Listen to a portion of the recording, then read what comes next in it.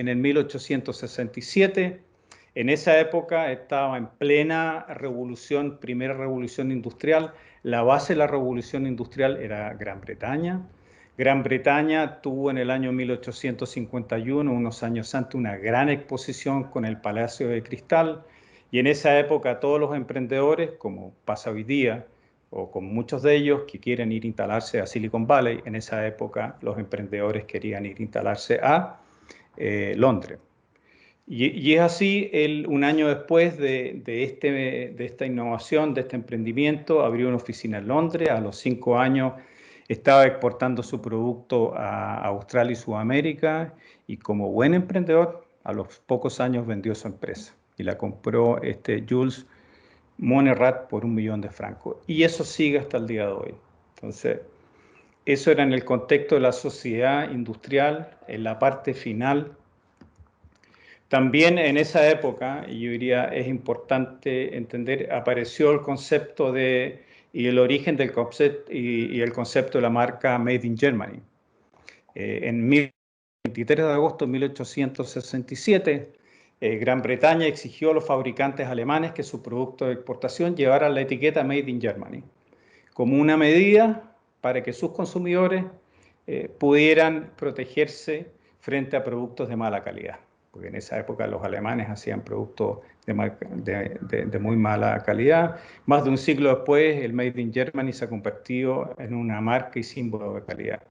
Entonces, claro, aparecen iniciativas en estos contextos, en estos desarrollos, y así Gran Bretaña le exigió a todos los países que exportaban productos a su mercado, ponerle el concepto de Made in.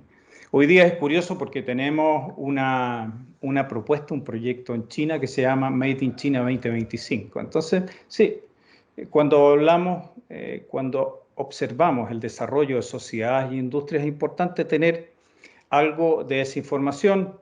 Esto está en castellano en este Centro de Información para Latinoamérica del gobierno alemán. Hay mucha información que puede ser. Yo simplemente traje estos dos conceptos respecto de por qué apareció el Made in Germany como una barrera para protegerse la gente de Gran Bretaña de productos de mala calidad, y al cabo de un siglo en realidad pasó y se transformó en todo lo contrario. Otro tema que también me hace mucho sentido cuando hablamos de la sociedad de la información, y ahí seguramente algunos de los que están asistiendo de mi generación, en el año 1988 ocupábamos un buscador que se llamaba AltaVista. No sé si alguno se acuerda. Era lo que es hoy día Google, el año 1998 era AltaVista. Y apareció Google, el buscador de Google, en el mercado era último motor de búsqueda, era el motor de búsqueda número 18. Eran dos alumnos de Stanford, Larry Page y Sergey Brin, y ellos tenían este sueño que lo siguen, yo diría, cumpliendo hoy, que llevan 23 años alimentando al mundo de información y usando mucha información que ya lo vamos a ver al final. Ellos, su sueño, su visión era organizar toda la información del mundo, hacerla accesible y útil de manera universal. Todos los inversionistas en esa época decían que ellos habían llegado muy tarde al mercado porque era el buscador número 18 y el buscador más robusto que tenían en esa época en el mercado era el AltaVista, que partió el año 1995. Pero ellos tenían un elemento diferenciador, que era el algoritmo PageRank, que era mucho mejor de las competencias, y ya la historia se encargó de verificar que hoy el buscador Google es una herramienta dominante en el mercado de la industria. Me parece importante poner eso como contexto. Si estamos viendo las sociedades, en cada una de las sociedades, estamos hablando de la sociedad donde se cazaba y se recolectaba, después la sociedad 2, que se desarrolló 13.000 años antes de Cristo, después tenemos un proceso concentrado hasta que llegamos de vuelta a la sociedad japonesa. Los japoneses tienen varias particularidades que me parece importante. Es un país donde la tecnología es parte de su ADN. Ellos inicialmente tenían transferencias tecnológicas en las etapas iniciales del término de la Segunda Guerra, copiaron muchos desarrollos tecnológicos, pero hoy son un referente. Y tenemos ahí en esa imagen, por un lado, las sociedades, desde una sociedad agraria hasta una sociedad 5.0, que no tiene nombre, como yo les decía, tiene una particularidad que es poner al centro, y no en primer lugar, al centro de las decisiones, todo el desarrollo tecnológico de lo que se ha llamado, se caracteriza como la cuarta revolución industrial. Transformación digital, fabricación aditiva, automatización, robótica, porque nosotros tendemos a verla como está en esta flecha, ¿ah? A partir de las tecnologías, lo que han hecho los japoneses en esta visión, en este escenario de llegada. Es el concepto de esta sociedad 5.0, donde la persona es el referente para que estas integraciones tecnológicas, no vistas de manera desarticulada, sino que de manera articulada, puedan mejorar el bienestar en distintos ámbitos, en salud, en educación, en temas agrícolas, por ejemplo, en lo que es agricultura de precisión, etc. Entonces, si bien hay mucha gente que ha criticado esta propuesta de la sociedad 5.0, que encuentra que es incompleta, muy vaga o difusa, o le faltan indicadores para ver si se han logrado las metas, lo que hicieron los japoneses puede definitivamente decir, lo que vamos a poder poner en los objetivos son los distintos desafíos que necesita nuestra sociedad, ¿ah? Una sociedad envejecida que quiere mantener bienestar y calidad, una sociedad que tiene que mantenerse competitiva para poder resolver los temas del envejecimiento. Y claro, para poder resolver algunos de esos desafíos, lo que ellos plantean es que las tecnologías se tienen que articular y no verse, por ejemplo, temas de Internet de las cosas, inteligencia artificial, como elementos separados, sino que integrados. Ahí hay algunos de los temas que ellos han ido planteando. Por ejemplo, ellos dicen dónde están y hacia dónde quieren llegar. En cada uno de los aspectos de la sociedad, obviamente, la tecnología al servicio del ser humano, la tecnología como un complemento y no como un sustituto de las capacidades humanas, los sistemas expertos inteligentes, las tecnologías como una capacidad para amplificar las capacidades cognitivas y motrices. Aparecieron conceptos que van un poco más allá de la inteligencia artificial, sino que la inteligencia aumentada, que en el fondo es la articulación de la creatividad humana con las capacidades que tienen estos sistemas inteligentes de aportar, por ejemplo, para resolver problemas rutinarios. Me tocaba ver este tema, ustedes saben que Japón, Corea, el año 2019 decidió partir con la implementación de 5G de manera masiva, ¿ah? A través de todo el país. Corea tiene poco menos de 60 millones de habitantes, la fuerza laboral son aproximadamente 26 millones de personas. ¿Y qué efectos estaban viendo ellos en la sociedad? Ellos decían que de aquí al 2023, 2024, las nuevas tecnologías iban a ser, por ejemplo, que desaparecieran 7 millones de puestos de trabajo, desde personas de cuello y corbata hasta gente operario, pero que las nuevas tecnologías iban a generar 2 millones de puestos nuevos y que iban a haber 5 millones de personas de todos los niveles de la sociedad de información en proceso de transición permanente para buscar su lugar específico.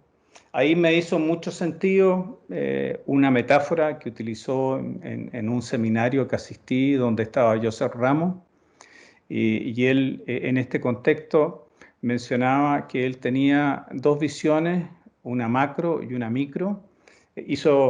Puso como la metáfora de un barco y él decía a nivel macro, la buena noticia es que el barco tiene todos los salvavidas que las personas necesitan, Las revoluciones o los cambios tecnológicos que no han sido evoluciones han generado más oportunidades de las que han eliminado. A nivel macro no es que vayan a desaparecer. Empleos se van a crear nuevos, distintos, pero a nivel micro, y eso tiene que ver con algunas de las apuestas que está haciendo la sociedad japonesa con este plan 2016-2020, tiene que ver con que los salvavidas, utilizando la metáfora de José Ramos, no van a estar en el lugar que uno los necesita, pero sí están disponibles. Por lo tanto, las personas van a tener que transitar, van a tener que hacer un esfuerzo.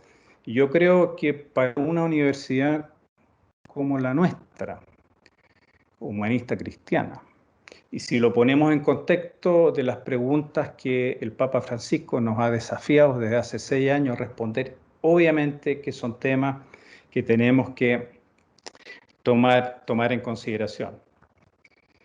Y aquí pongo algunos ejemplos. Es un esfuerzo público-privado liderado por el gobierno japonés, trabajando como equipo, donde ellos están visualizando en este escenario de llegada una sociedad centrada en el ser humano, donde las tecnologías están a su servicio. Ellos hablan de crear valor, ¿ah?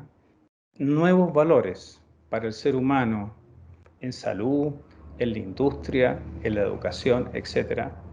Y uno ve, por ejemplo, mucha información disponible tanto a nivel de gobierno como a nivel de empresas privadas, buscando llegar a ese objetivo. Yo creo que aquí hay algunos desafíos y aquí me interesa conversar un poco más. Por ejemplo, yo no sé si nosotros estamos tan lejos de Japón en términos de envejecimiento, calidad de vida y bienestar, lo vemos permanentemente. Lo que ha hecho la pandemia es simplemente agudizar algunos aspectos o similitudes que nosotros tenemos con una sociedad como la japonesa, si bien culturalmente somos muy distintos. Yo diría, uno pudiera poner ojo y reflexión en ese ámbito. También buscando desarrollos económicos sustentables que permita, yo diría, generar una sociedad más justa, más igualitaria, que abra mejores perspectivas. ¿Ah?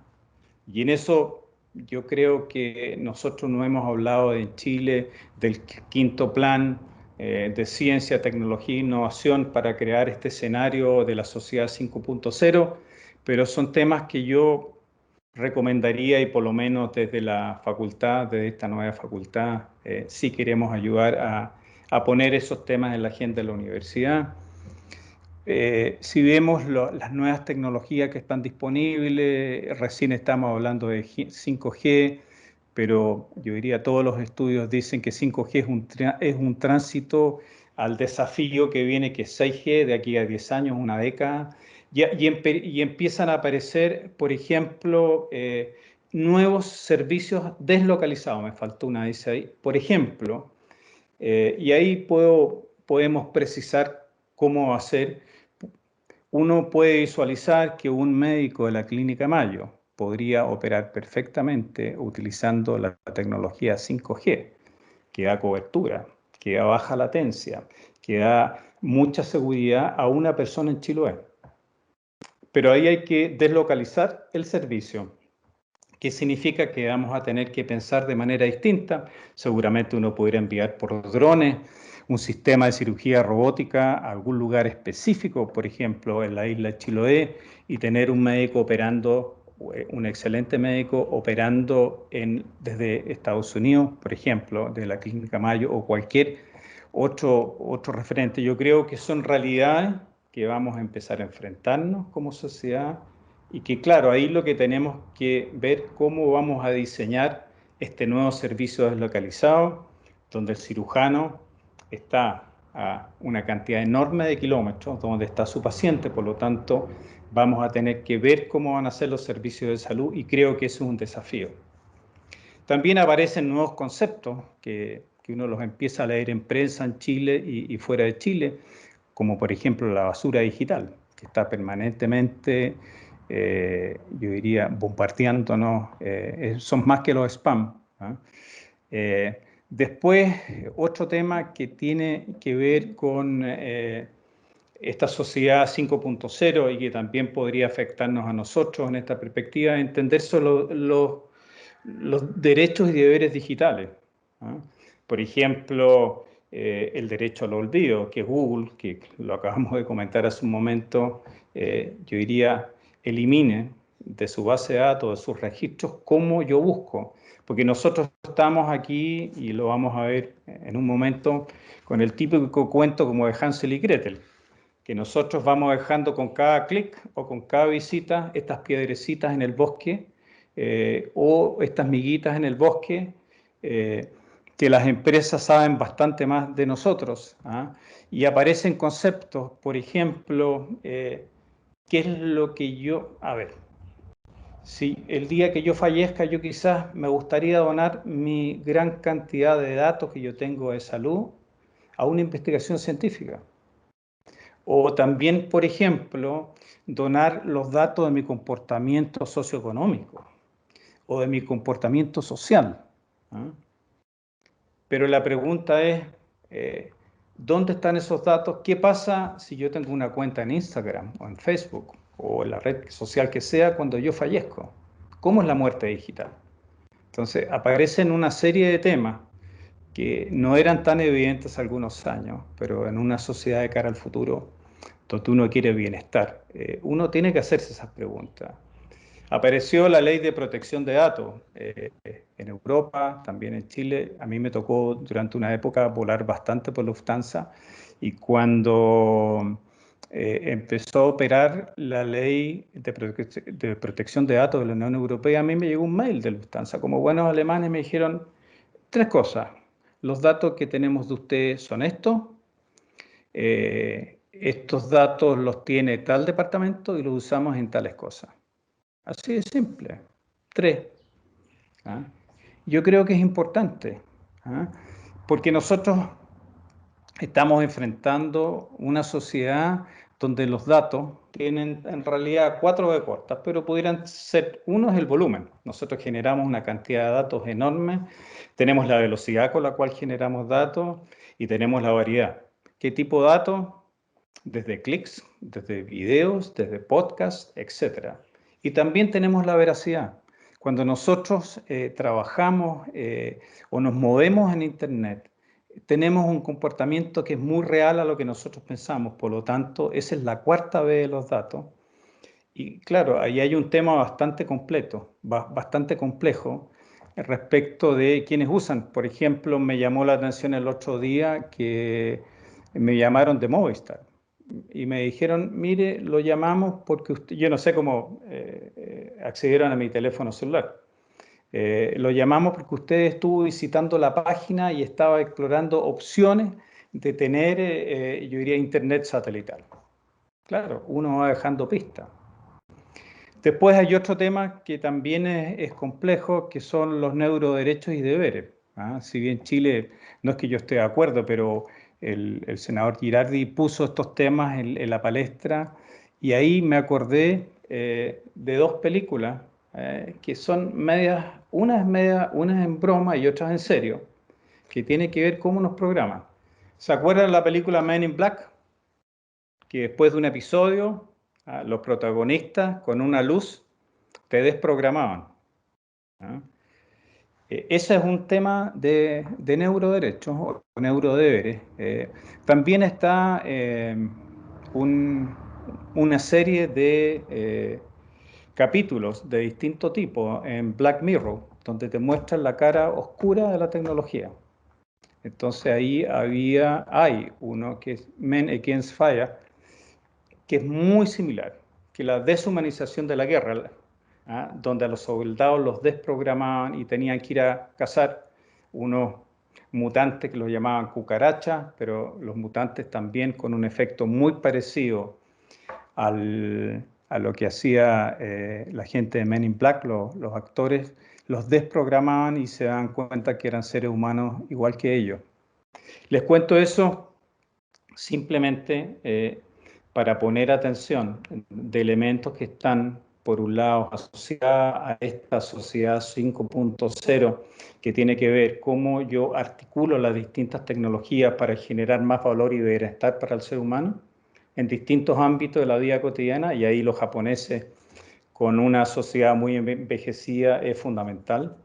Pero también están las otras aristas que yo les acabo de mencionar y que listos algunas acá en la zona de abajo de la lámina, que están asociadas a la sociedad 5.0, que tiene que ver con temas que como sociedad, como persona, tenemos que estar alerta para poder, yo diría, entender, operar, transformar y cambiar. Eso es lo que yo quería presentarles hoy. Hay muchos detalles que no abordé. Me parece interesante lo que plantean los japoneses, este concepto de sociedad 5.0. Me parece clave lo que nos plantea el Papa Francisco. También me parece fundamental cómo los contextos geográficos y culturales afectan cómo nosotros definimos nuestros modelos de desarrollo sociedad. Y como Chile está en un proceso, al igual que el mundo, de transición y transformación, yo diría, relevante, creo que como universidad, con nuestro sello humanista cristiano, sí podemos hacer un aporte. Y los elementos que yo les acabo de mencionar son parte de las características o temas que vamos a abordar en la formación a nivel de pregrado, después de posgrado y también de educación profesional en la futura oferta de esta facultad. Eso, Emilio, era lo que yo quería terminar en estos 40-45 minutos. Perfecto. Muy bien, pues muchas gracias, Carlos, por este tema realmente interesante y de tanta actualidad, digamos. Entonces, damos pie a los comentarios Sí, o preguntas. sí. Parece que no hay mucho. Sí, es un tema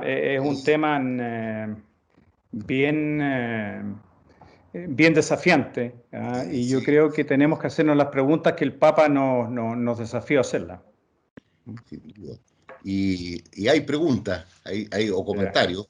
Estaba primero Camilo Matías, después Eugenio Yáñez y Juan Carlos Aguileras. Camilo, Perfecto. adelante. Camilo. Sí, de antemano os pido disculpas por la cámara, no tengo muy buena señal.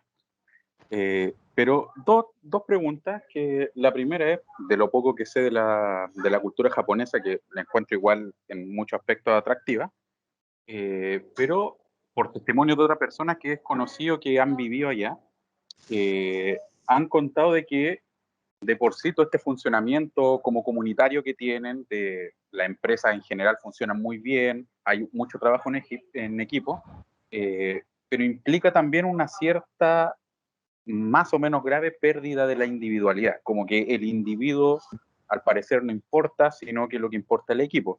Eh, Esa sería la primera pregunta, si es que realmente es así, y si es así, ¿qué salvaguarda uno podría tener? Porque eso presentaría claramente un olvido de la persona y su dignidad, como que lo que importa es justamente el funcionamiento de esta comunidad, y a la persona se le ve tal vez como un simple engranaje.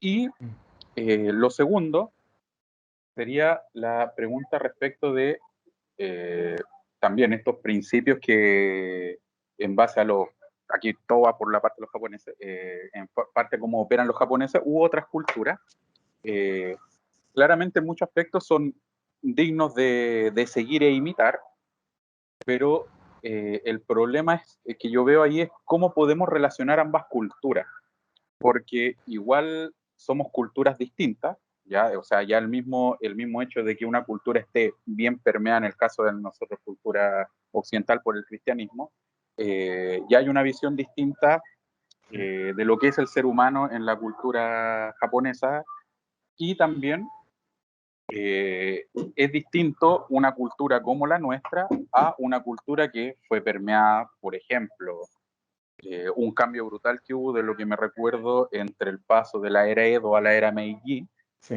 y después además permeado por la Segunda Guerra Mundial y además la bomba atómica. Eso como que configura una cultura yo creo que la configura radicalmente al punto que tal vez vuelve muy difícil, no imposible, pero sí muy difícil, intentar seguir ciertos parámetros que hay en esa cultura en la nuestra. ¿Sí? Y frente a eso, ¿cómo se podría sobrepasar ese problema? Y tercero, se me ocurre otra.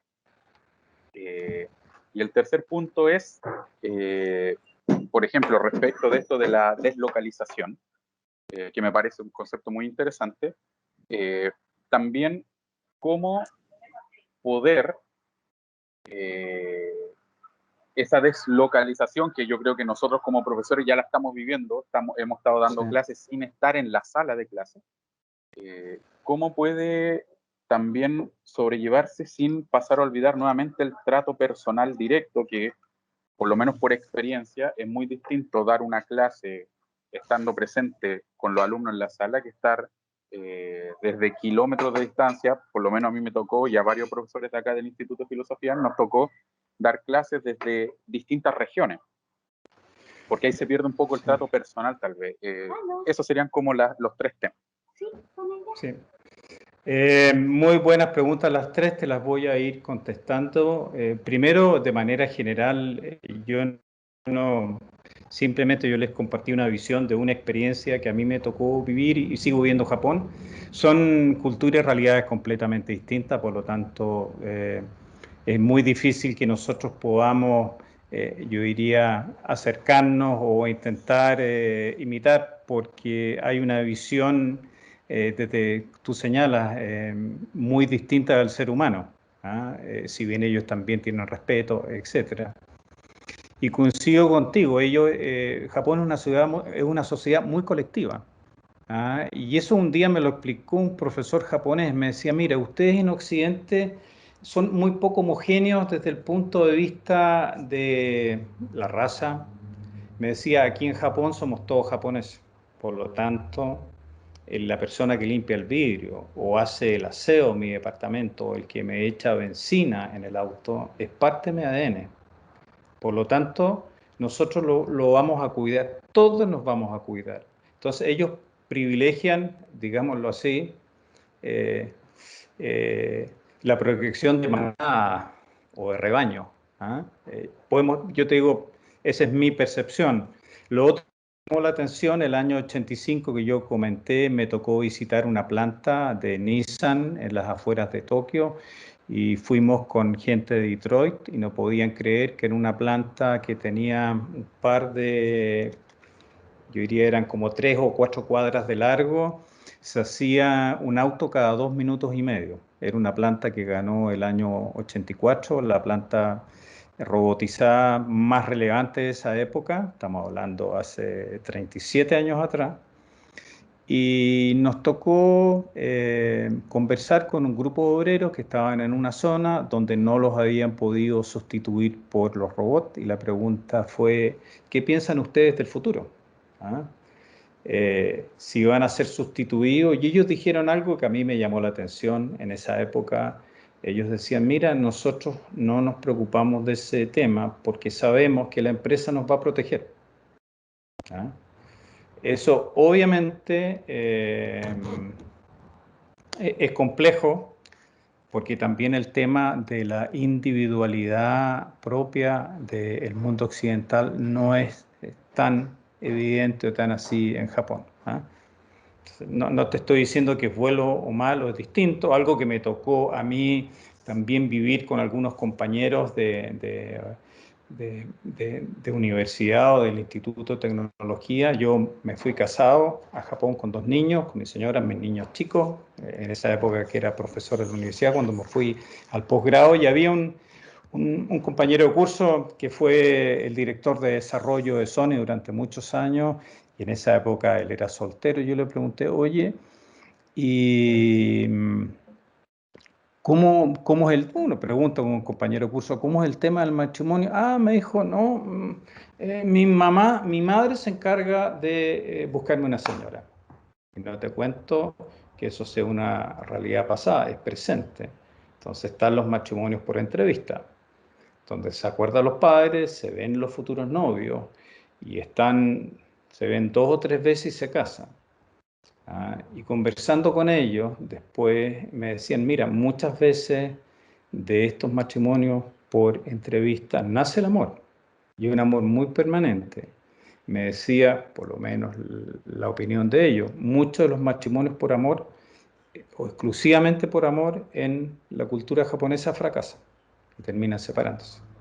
¿No? Entonces, te digo que tiene particularidad, yo no estoy defendiendo el modelo japonés, simplemente estoy diciendo que es interesante observar cómo otras culturas y realidades toman decisiones en un contexto que nosotros como país también tenemos que hacerlo, y de manera muy particular a partir de la propuesta específica que tenemos como universidad, que queda, yo diría, expresado en el proyecto educativo, que es tremendamente relevante, donde están los propósitos, donde se genera la identidad.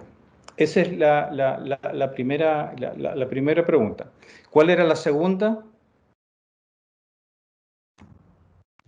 Matías, Camilo, Matías. Sí, la segunda pregunta. sí, Sí. la primera era Si no la justamente noté. eso sobre la Sí. pérdida de la Sí. individualidad. Sí. Es que se pierde. La Tú segunda, pierdes y ganas. sí, la segunda, sí, sí, eso lo sabes. O sea, igual Sí. ahí se pierde y se gana, y eso también, bueno, en toda sociedad hay algo que se pierde y se gana, así que Sí. excelente. O sea, excelente, excelente en eso, Sí. como lo explico. Sí.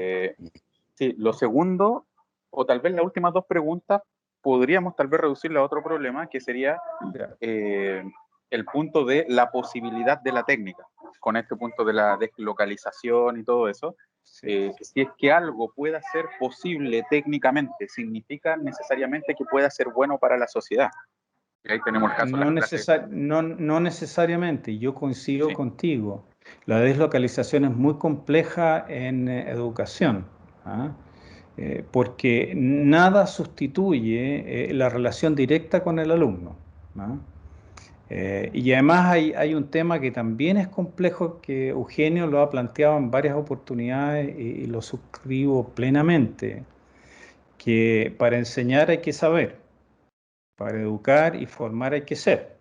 Entonces, yo no sé cómo tú logras eso y de qué manera en un entorno digital. Que lo que dicen los japoneses en la sociedad 5.0, que ellos quieren integrar lo mejor del mundo digital con el mundo físico. ¿Ah? Porque obviamente tienen una sociedad muy compleja, que cada día produce menos, que cada día se mueve menos, pero es muy longeva.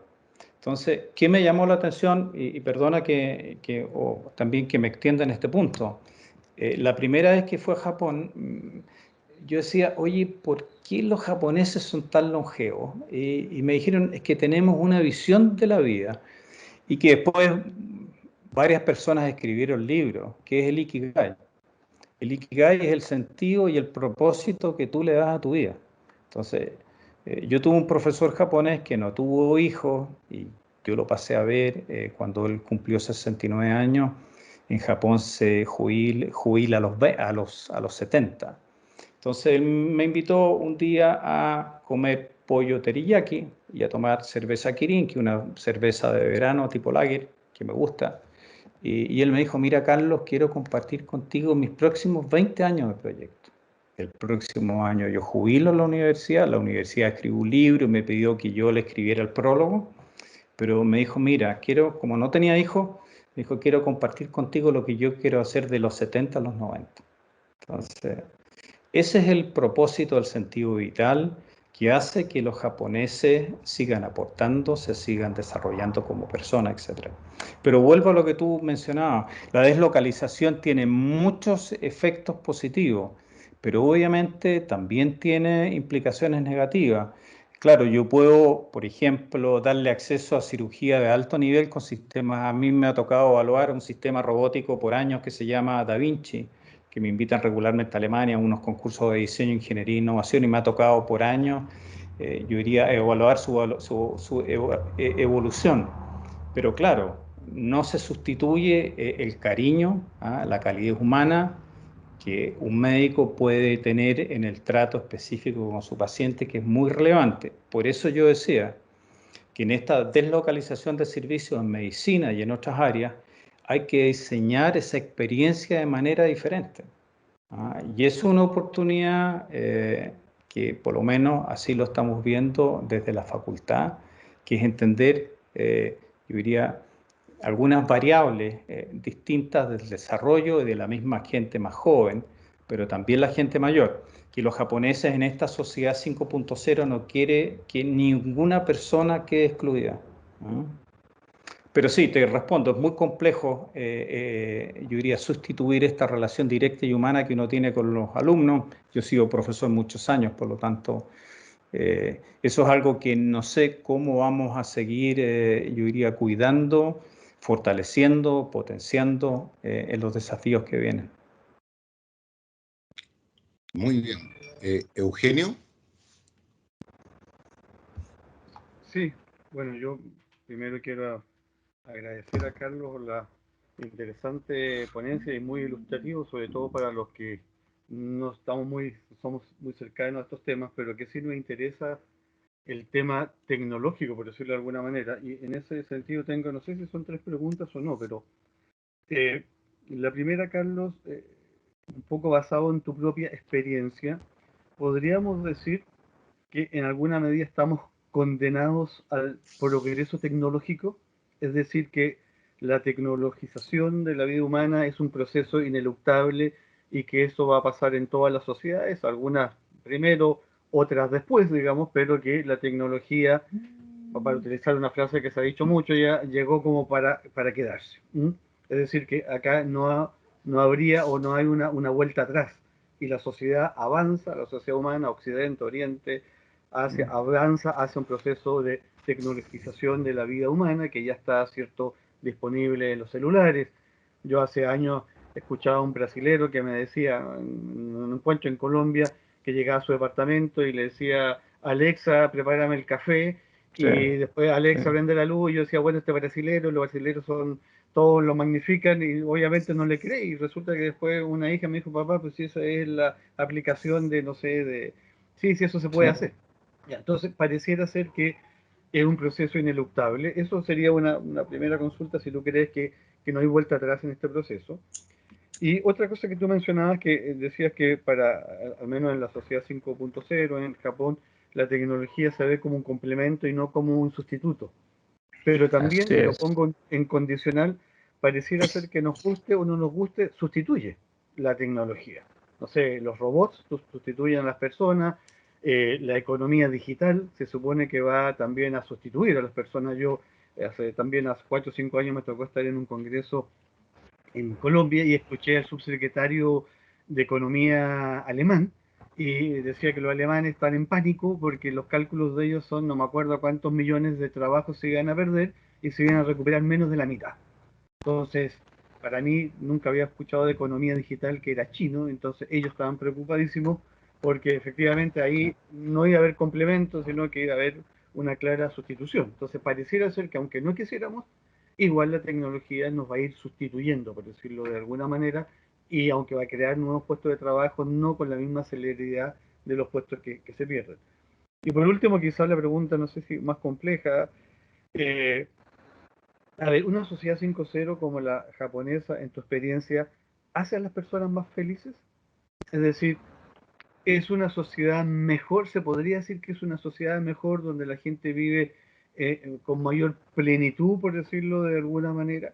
Y lo planteo porque en la misma Laudato Si, el Papa, ¿cierto?, critica lo que él llama el paradigma tecnocrático y Sí. pareciera ser que Japón entra dentro de este paradigma tecnocrático, que es precisamente esta idea de la producción, de la tecnologización, que como ya Matías también la mencionaba, deshumaniza, o sea que la tecnología deshumaniza. Entonces, ¿cuál es tu visión de ese punto por la Sí. sociedad japonesa? ¿Es una sociedad mejor? ¿La gente es más feliz? ¿Son más relajados? Bueno, no sé. O no. Eso es lo que te A ver, quería... Eugenio, te voy a ir contestando. Yo creo que el desarrollo tecnológico viene desde los inicios, desde los albores de la raza humana. ¿Ah? Siempre han habido innovaciones que amplifican capacidades. ¿Ah? Desde la palanca, que nos permitió mover la rueda, etcétera, la imprenta. ¿Ah? Y obviamente eso en entornos específicos genera inquietud, pero yo creo que uno tiene que tener una visión crítica y propositiva porque nos va a seguir acompañando. ¿Ah? Y claro, uno no puede ser un usuario sin un punto de vista, ¿ya? Un usuario con algún grado de cuestionamiento. ¿Ah? Lo que me parece interesante de los japoneses es que se dieron o hicieron un esfuerzo por decir, sí, no vamos a hablar de la revolución 4.0, vamos a hablar de una sociedad, donde la sociedad inmediatamente implica un ser humano que está todo girando en torno a eso.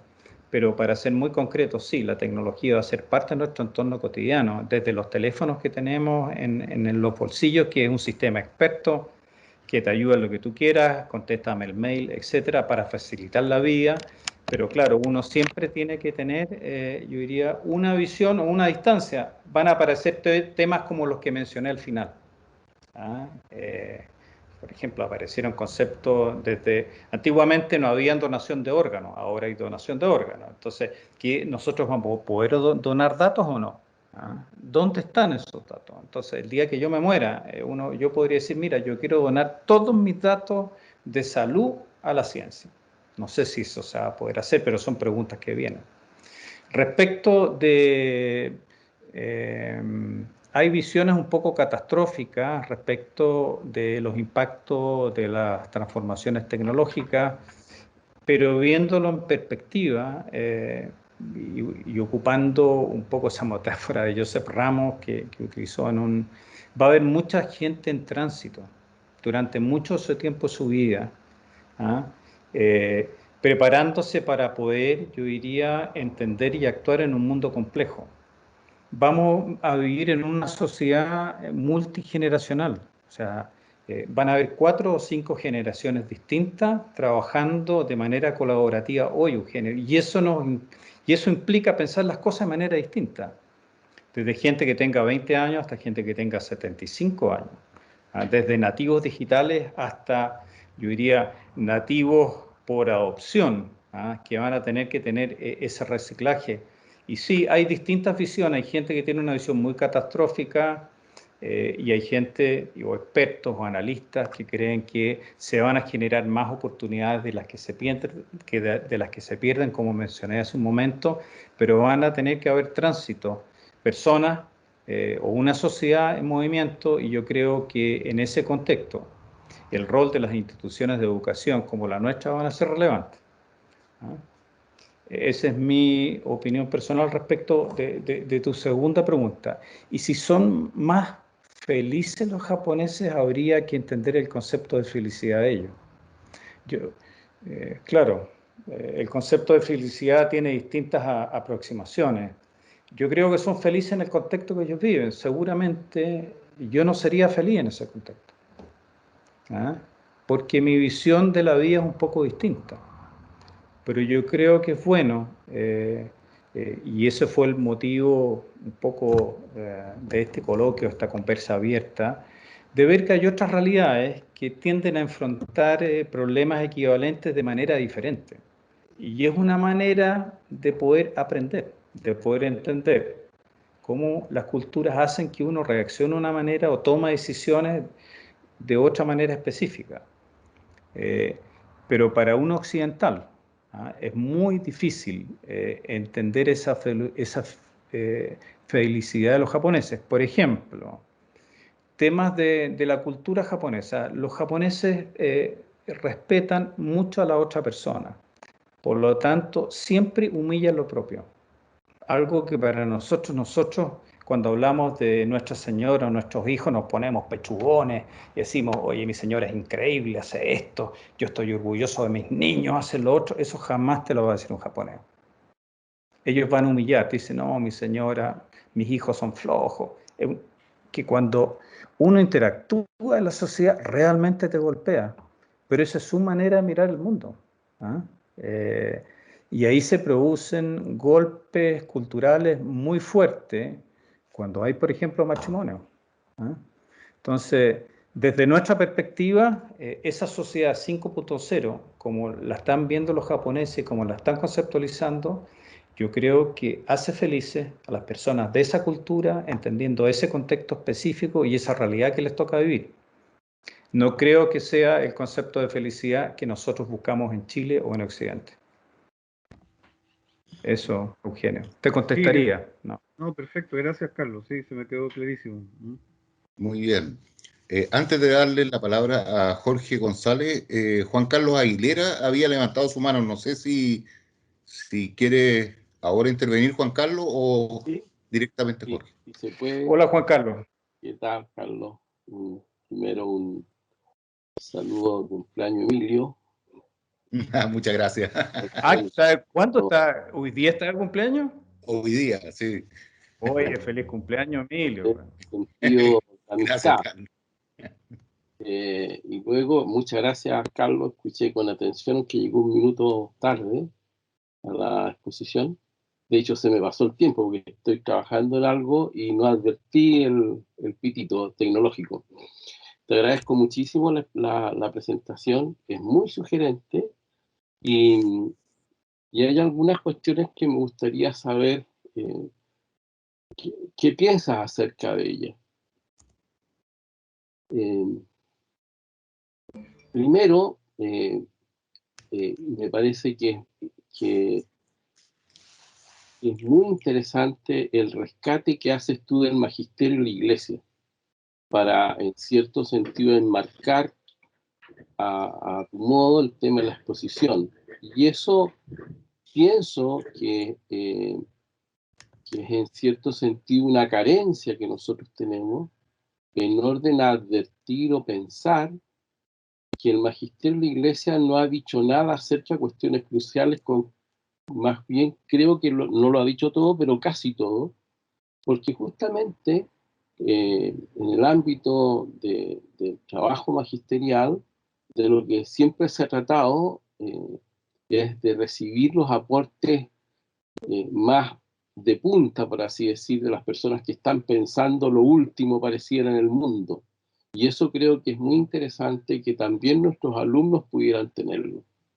Que frente a la tecnología, frente a todos los temas, al medio ambiente, frente al tema del trabajo, de las formas de trabajo futuras, en que no es la tierra lo que importa en un sentido, no es que no importe la tierra, sino que importa el saber. Eso ya está dicho desde los centésimos años para adelante. Entonces, creo que ese punto me parece que es interesantísimo, cómo tú logras de alguna manera hacerlo carne, y las preguntas, las consideraciones que voy a hacer se resumen siempre en una sola pregunta, se van a resumir en una pregunta de cómo tú visualizas el encarnar estas consideraciones que nacen de tu propia exposición en tu escuela, que yo creo que es lo más interesante para nosotros. Y lo segundo, la Mira. consideración es la siguiente. Tú has hecho una exposición además muy bonita, muy estéticamente, muy agradable de ver.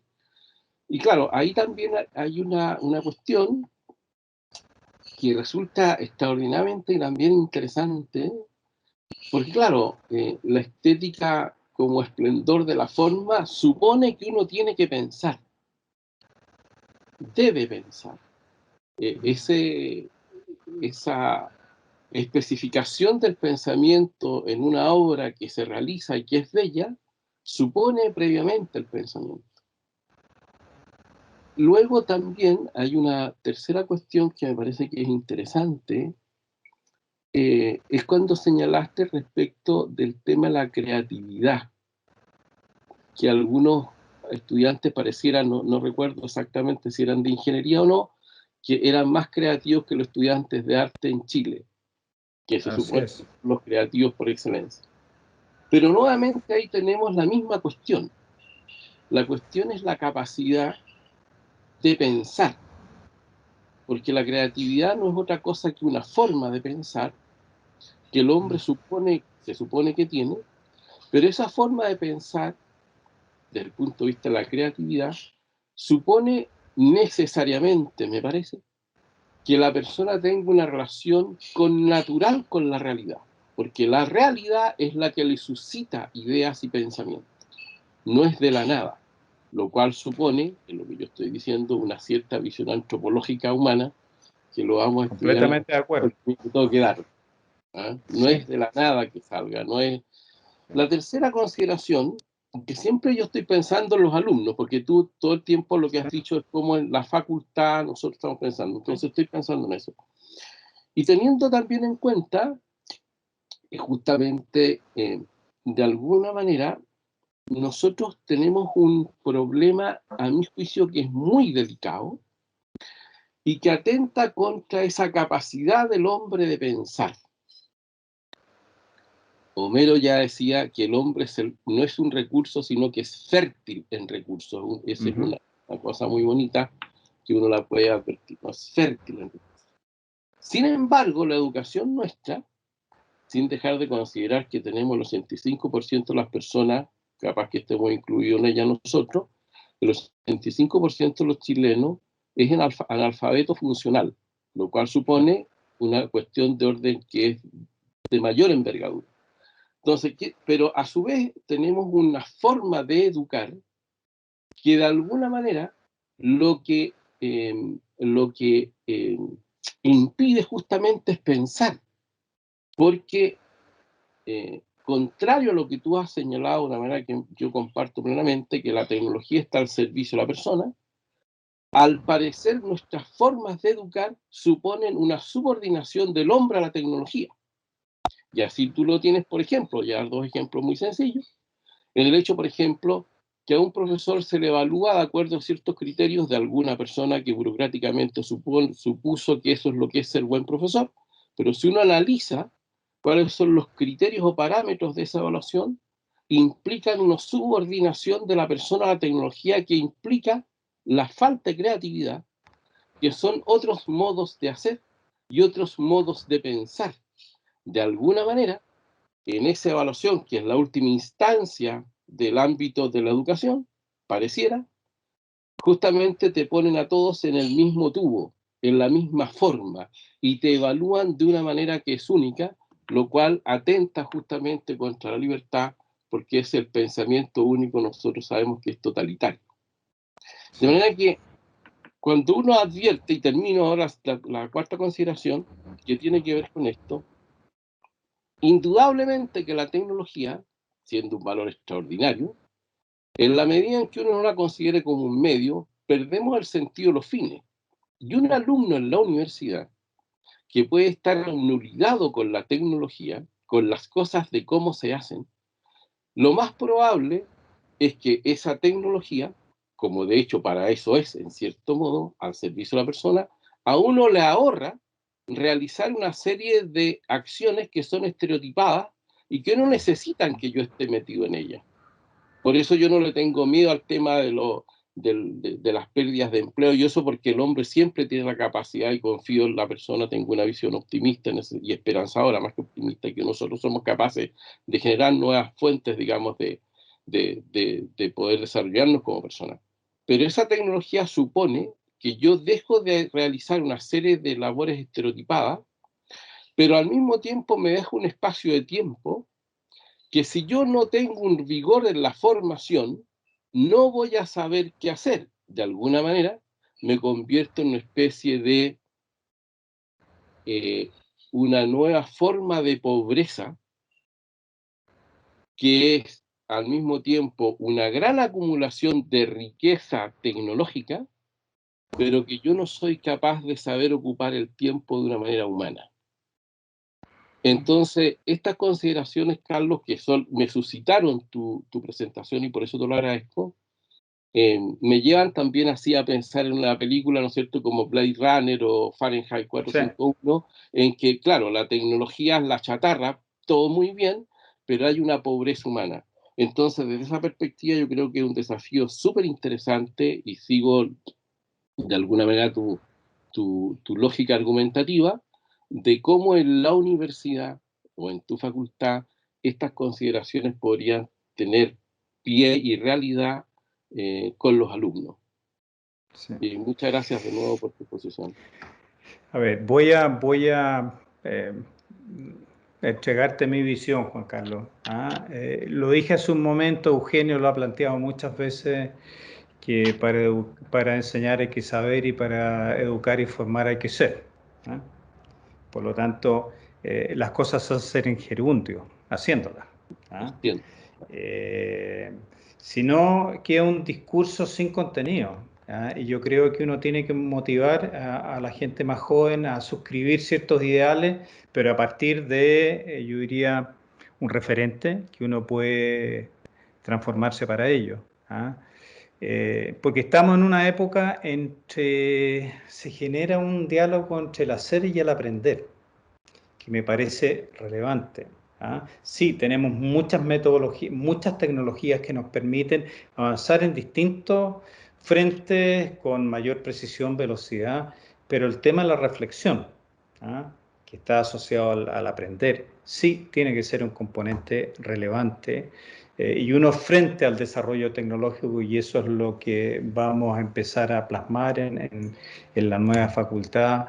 Es este equipo de profesores que entiendan esto, que puedan transmitirlo, que puedan compartirlo eh, y que no aparezca un discurso sin sentido. ¿Ah?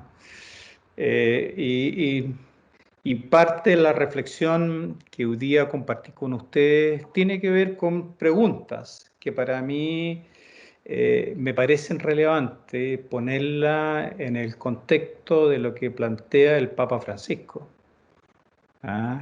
Con todas yo mostré un pedacito que era como lo más directo que estaba asociado a la presentación que iba a hacer, pero uno también en una universidad que suscribe los principios humanistas cristianos también tiene que poner en esa perspectiva las cosas. Y con claridad uno pudiera pensar que en el área tecnológica no es así. Por eso yo lo dije al comenzar la presentación, esta encíclica hace 6 años atrás realmente me golpeó positivamente para una persona que ha estado metido en estos ámbitos tecnológicos, interdisciplinarios, y que esa reflexión del Papa en torno al cuidado de esta casa común, con todas las bajadas, sí se transforma en un referente muy relevante. Eso sería mi comentario, Juan Carlos. Muchas gracias, Carlos. Muy bien. No, porque gracias a ti. Tenemos entonces ahora la intervención de Jorge González y finalmente la de Eugenio Yáñez para ir terminando. Muchas Jorge. gracias. 1.000.000 de gracias, Emilio. Bueno, aprovecho también de felicitarte por tu cumpleaños. Sí. Gracias. Y quiero agradecerle a Carlos nos tiene acostumbrados ya a quienes lo conocemos hace algunos años a unas excelentes presentaciones, no solo en lo conceptual, sino que en términos del diseño, de la belleza, de la forma de estructurar las ideas en imágenes en el fondo, lo cual te volvemos a agradecer. Y agradecer al Instituto de Filosofía por permitirnos entender que la filosofía es el amor por cualquier conocimiento. Eso. De la filosofía, el que estemos hablando de la tecnología, estemos hablando de cosas que habitualmente como que han ido quedando de lado de la esfera de la filosofía. Yo creo que hay que restituir la primacía de la filosofía sobre todas las demás ciencias, ¿no es cierto?, que son de alguna manera subsidiarias o se alimentan de ella. Una pequeña reflexión, una pregunta al final, Carlos. Todo el desarrollo de la tecnología y todo lo que estamos viendo con estas diferentes etapas, los distintos mundos, ¿no es cierto?, que tenemos, el mundo 1.0, el 2.0, como ibas diciendo tú, han ido, sin duda alguna, haciendo al hombre evolucionar y ha hecho que, en apariencia, ¿no es cierto?, que el hombre fuese cambiando su entorno para hacerlo cada vez más útil a sus propios propósitos, ¿no es cierto?, desde el hombre sedentario, que después de alguna manera, hombre nómada, que de alguna manera se sedentariza y se crea de alguna manera la agricultura, pasando después mucho más adelante con el hombre que en vez de seguir utilizando la fuerza física de sus músculos, logra, ¿no es cierto?, con los ingenios tecnológicos, crear la máquina de vapor, y eso cambia totalmente cómo el hombre sigue desarrollándose. Ese mismo proceso es el que nos está llevando a este mundo 5.0, pero creo que hay una sutil diferencia que lo hace muy interesante, a su vez muy, yo no sé si riesgoso o peligroso, que es la temporalidad con que todos estos desarrollos se han ido teniendo lugar. El mundo 1.0 tomó cientos, decenas de miles de años para pasar al mundo 2.0. En cambio, el mundo de la sociedad industrial demoró 150 años para pasar al mundo de la sociedad de la información, que casi nos parece a estas alturas, con tu exposición, un efímero momento, porque estamos ya pasando a un mundo que no le hemos podido poner nombre y que va con una celeridad impresionante. Ahora, hay algunas evidencias, aún muy primarias, ¿no es cierto?, de ciertas modificaciones que pudieran estarse dando en el ser humano y particularmente en el cerebro humano, ¿no es cierto?, en los circuitos y redes neuronales, dada la preeminencia que está teniendo algunos aspectos de la actividad humana desde la niñez más temprana, ¿no es cierto?, con respecto a cómo era antes. Por ejemplo, pensemos en la preeminencia de lo táctil sobre los otros sentidos en los niños que están prácticamente, nacen con el iPhone o el iPad en las manos. Por otra parte, científicos, por ejemplo, de la UCLA, han encontrado en algunas experiencias con animales todavía, ¿no es cierto?, que hay neuronas, ustedes saben, responsables del mapeo del espacio que nos rodea, particularmente en el hipocampo, ¿no es cierto? Y han encontrado que esas neuronas del hipocampo, que tienen que ver además con la memoria, hay que tener cuidado con esto, vale decir, el asunto del espacio y la memoria están muy interrelacionados, reaccionan de forma muy distinta frente a los ambientes a los cuales habitualmente hemos estado acostumbrados, como es el ambiente real. El movimiento, en fin, las distancias se han hecho más cortas, pero ahora nos está pasando una cosa muy rara, que estamos metidos cada vez más en una realidad virtual en la cual ya los espacios y los tiempos perdieron sus características tradicionales. Y al parecer esto está influyendo en las redes neuronales que se hacen cargo de cómo el hombre aprecia el tiempo y el espacio, o como los animales en el fondo. El patrón de ciertas regiones cerebrales involucradas en estos aprendizajes espaciales, ¿no es cierto?, bajo la realidad virtual, es completamente diferente, según han podido comprobar los investigadores, cuando se procesa el mundo real que cuando se procesa el mundo virtual. En este sentido, y termino ahí, pero hay muchas más evidencias de que estamos sufriendo un proceso inverso. El hombre cambió la realidad de su entorno a través del desarrollo de tecnología y ahora pareciera que estamos cambiándonos nosotros mismos con las tecnologías que estamos creando. ¿Tienes alguna información sobre cómo estas sociedades más adelantadas visualizan este problema y qué tipo de soluciones le han dado, si están preocupados por ello o no? Ahora, yo creo que lo que tú nos has presentado es de una enorme importancia, porque la universidad tiene que ser, de alguna manera, el grupo de personas que, haciendo una analogía con el surfing, están en la cresta de la ola, mirando lo que viene muy por delante y no en las olas atrás, digamos. Y yo creo que lo que tú has hecho nos ha llevado a ese mundo y nos mueve a hacernos esta pregunta. ¿Qué va a pasar con esta realidad virtual que estamos metiendo casi inconscientemente en nuestra enseñanza?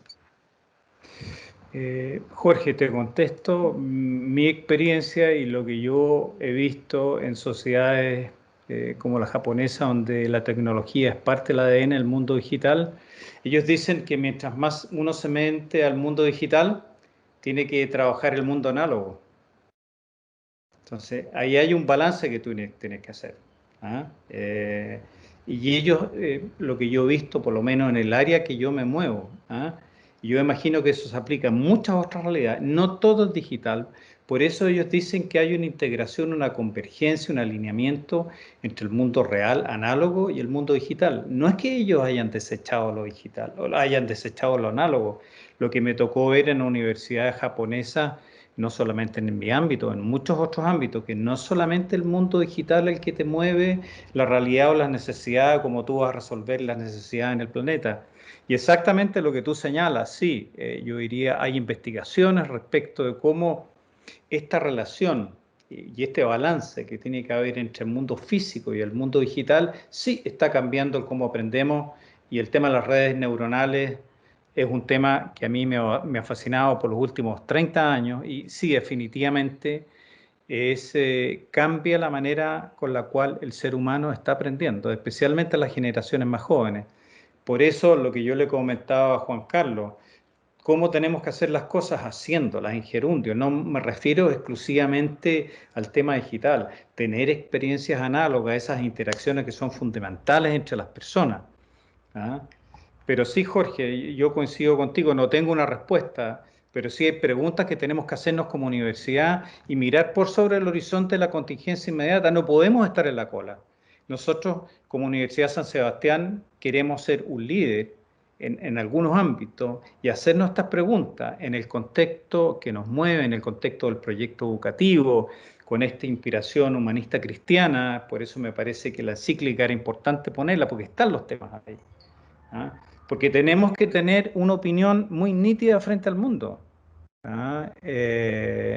Y yo creo que eso lo vamos a tener que construir todos. ¿Ah?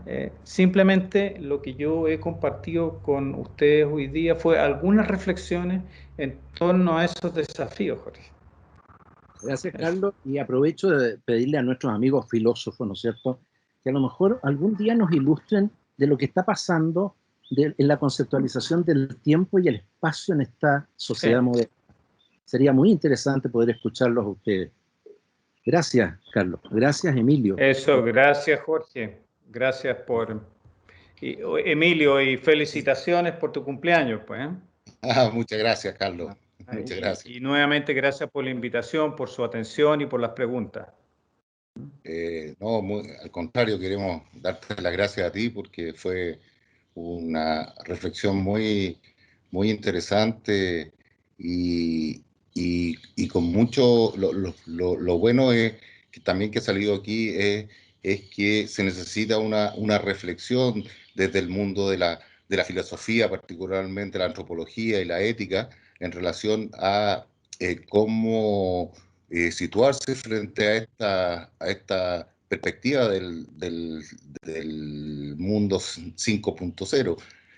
También en relación a toda la tecnología del 5G que va a partir al 6G, como decías tú ya. Sí, recién, estamos en tránsito. Claro, no. Entonces, sin duda quedará oportunidad para muchas otras reflexiones durante el año también. Así es que te reiteramos los agradecimientos y esperamos contar contigo en alguna oportunidad también más adelante. Muchas gracias, Emilio, Jorge y a todos por su atención y paciencia. Muy bien. Y a todos dejarlos invitados ya para marzo. La próxima semana comienzan nuestras vacaciones y en marzo partiremos de nuevo con los coloquios, Dios mediante. Como dijo MacArthur, volveremos. Volveremos. Me parece muy bien, pues. Y felices vacaciones para los que salen de vacaciones. Muy bien, pues. Gracias. Muy bien. Eso. Nos vemos. Gracias.